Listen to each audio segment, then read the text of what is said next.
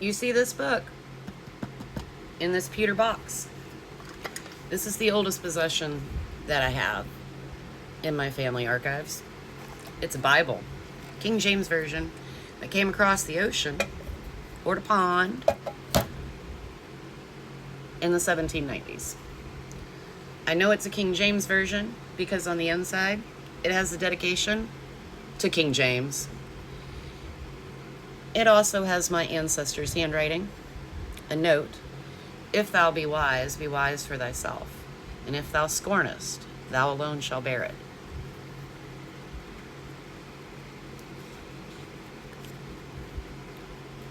Family records and the dedication to King James. And nowhere in this King James Version of the Holy Bible does it say that Jesus is coming back on September 23rd, 2025. In fact, in this book, it says, "You will not know the day or the time."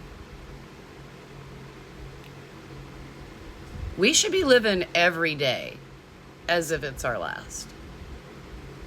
And if you're old enough to be making TikToks about the rapture coming and worrying about if you're wearing dirty underwear because they're going to float back to earth and people are going to see that you had on dirty underwear, and if you're worried about your car being unmanned on the highway, and if you're worried about all of those things today, may peace be with you.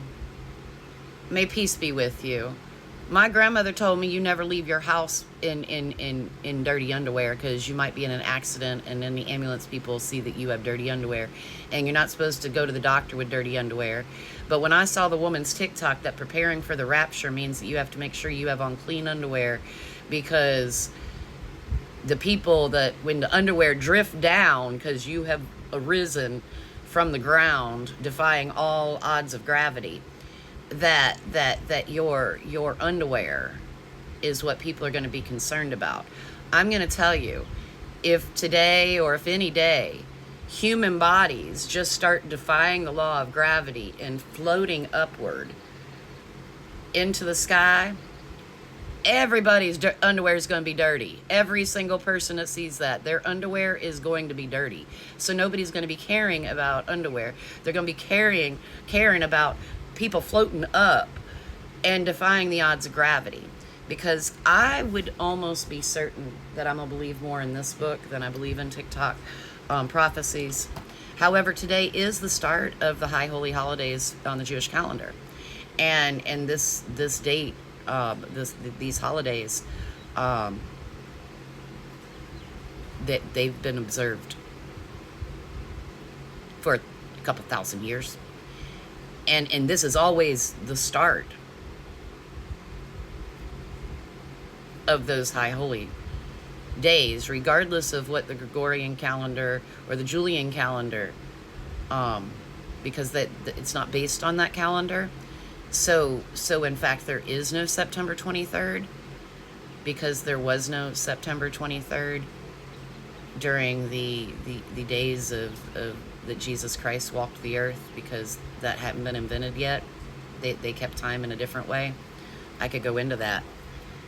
But one thing I am sure of is that this book is not prophesizing that today is the end. What we do need to be prepared for is major earthquake movement, and on the west coast of North America, and on the west coast of South America, and the Nankai Trough in Japan, and the typhoon that is super typhoon that hundreds of thousands of people are having to be evacuated for and are sheltering in place, and the fact that people are blind to their hatred, and in all of those things that you're supposed to repent for. You know, people could be doing that.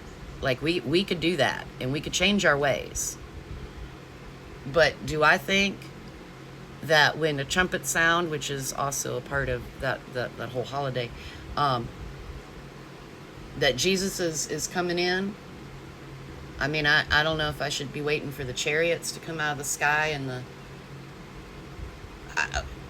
all I know is that the rapture and its date is not in this book. And that's enough for me. So I'm going to go on about my day today, teaching ancient history, Otzi the Iceman.